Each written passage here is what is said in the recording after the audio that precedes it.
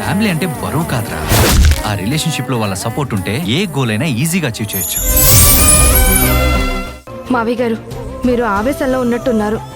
రండి, కూర్చుని ప్రశాంతంగా మాట్లాడుకుందాం.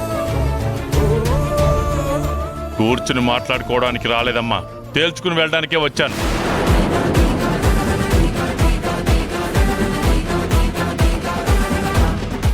మీ తమ్ముడు సడన్ గా ఎవరినో తీసుకొచ్చి తన కూతురని చెప్తే మీరందరూ సైలెంట్ గా ఎలా ఊరుకున్నారు?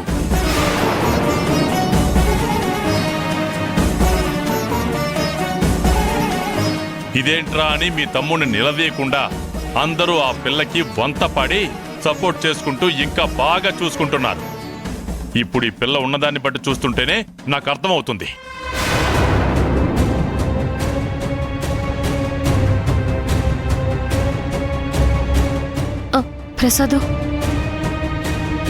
ప్రసాదు, నువ్వు కోపంలో మాట్లాడుకో, ప్రశాంతంగా ఉండు. నీ మొగుడు నీ జీవితాన్ని నాశనం చేస్తుంటే నువ్వింకా నా మొగుడు శ్రీరామచంద్రుడు అన్నట్టు సపోర్ట్ చేస్తున్నావు.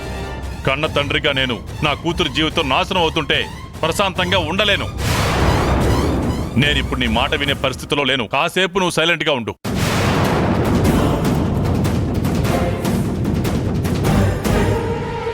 ఏ రాఘవా, ఈ ఇంట్లో అందరికీ నీ మాటే వేదవాకు కదా. నువ్వు ఏ తప్పు చేయవు, ఎవరిని ఏ తప్పు చేయనివ్వు అంటారు కదా.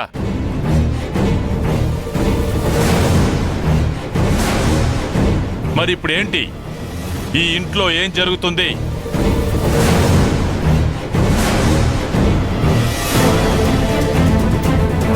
మీ తమ్ముడు తప్పు చేస్తే కాలరు పట్టుకుని నువ్వు నిలదీయాల్సింది పోయి, ఇది తప్పురా అని సరిదిద్దాల్సింది పోయి, ఈ పాపని ఈ ఇంటి యువరాన్లా చూసుకుంటున్నారు.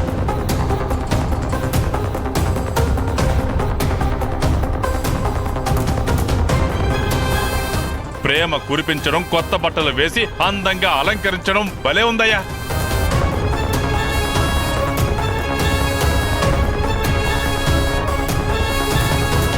ప్రసాద్ గారు, మీరు తెలిసి తెలియక మాట్లాడకండి.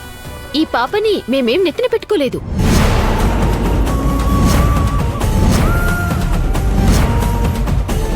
అలాగే ఆ పాపకి కొత్త బట్టలు తీసుకునొచ్చింది మేం కాదు, మీ ముద్దుల కూతురు.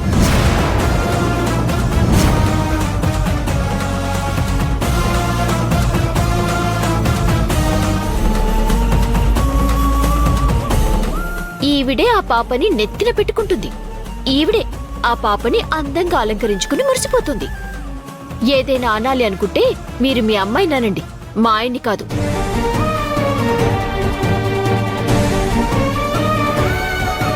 మేము ఎన్నోసార్లు మీ అల్లుడి గారిని, మీ కూతుర్ని నిలదీస్తూనే ఉన్నాం.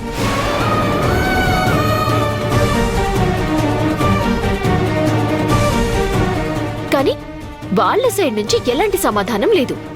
మీరేదైనా అడగాలనుకుంటే వాళ్ళని అడగండి.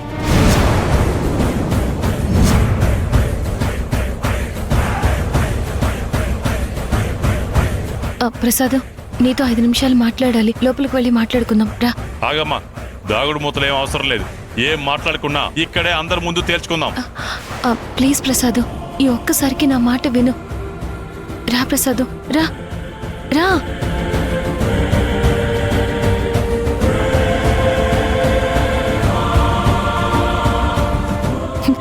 ప్రసాద్, ఏం మాట్లాడుతున్నావు నువ్వు?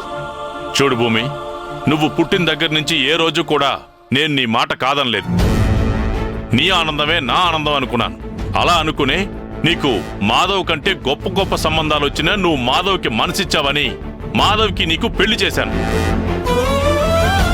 నువ్వు మాధవ్ని ఎంతలా ప్రేమించావో మాధవ్ కూడా నిన్ను అంతలా ప్రేమిస్తున్నాడని తన జీవితంలో గాని తన మనసులో గాని వేరే అమ్మాయికి ఎప్పటికీ చోటు లేదనుకున్నాను.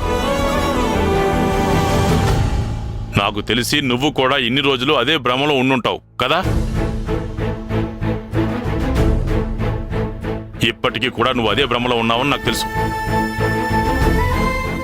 కానీ నీ భర్త ఎప్పుడైతే ఆ పాప తన పాప అన్నాడో అప్పుడే మాధవ్ మీద నాకున్న ప్రేమ, నమ్మకం అన్నీ చచ్చిపోయాయి.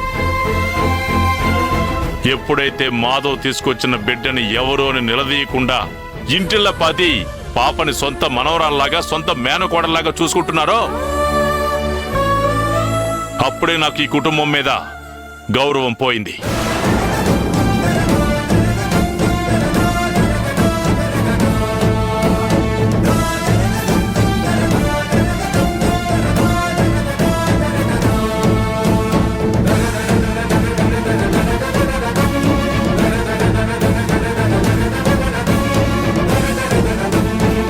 పరిస్థితులను బట్టి మనుషులు మారిపోతారు అంటారు. నాకిక్కడ ఉన్న వాళ్ళని చూస్తుంటే అదే నిజం అనిపిస్తుందమ్మా. నీ కడుపులో బిడ్డ డెలివరీ అవ్వచ్చు కాకపోవచ్చు అని ఎప్పుడైతే డాక్టర్లు చెప్పారో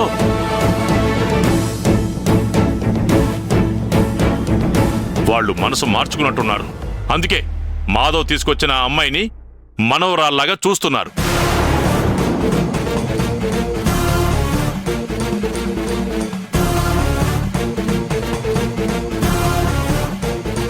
ఎన్ని రోజులు నీకు ఈ ఇంట్లో మంచిగా విలువనిచ్చేవాళ్ళు, కానీ ఇప్పుడు నీకది లేదు.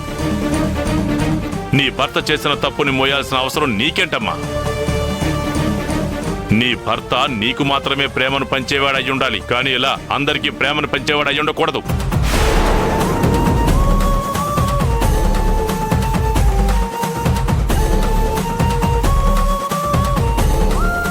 సర్లే, జరిగిందేదో జరిగిపోయింది. నిన్ను ప్రాణంగా ప్రేమించే భర్త మనసు మారకపోవచ్చు,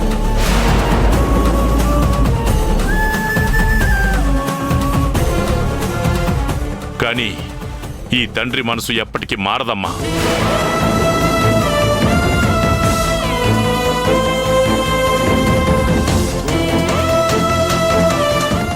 నీ మనసులో ఎక్కడైనా సరే పుట్టింటికి వెళితే అమ్మా నాన్న బాధపడతారు, అమ్మా నాన్నల్ని ఊర్లో జనాలు నానా మాటలు అంటారనే ఆలోచన ఉంటే దాన్ని చంపేసుకోమ్మా.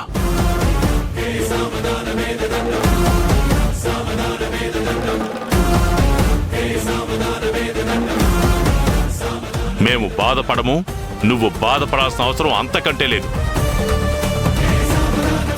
అసలు నిన్ను దూరం చేసుకుంటున్నందుకు ఈ ఇల్లు బాధపడాలమ్మా.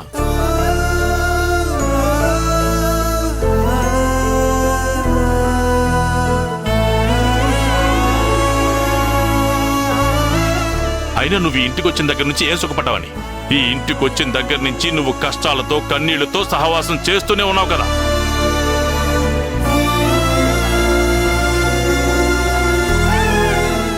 ఈ ఇంటి నుండి రోడ్డు మీదకి వెళ్ళావు, అక్కడ టిఫిన్ బండి పెట్టుకున్నావు, దిక్కులేని దానిలాగా చిన్న చిన్న గదుల్లో బతికావు. ఒంటి మీద ఒక్క నగ కూడా లేకుండా బోసు మెడతో ఉన్నావు. ఒక పూట తిన్నావు, 2 పూటలు పస్తులున్నావు. ఇదేంటమ్మా అని అడిగితే, ఇది నా జీవితం నాన్న, దయచేసి నన్ను వదిలేయండి, నేను నా భర్తతో బతుకుతాను, నా భర్త పంచే ప్రేమ ముందు నాకు ఆస్తులు అంతస్తులు వద్దు అన్నావు.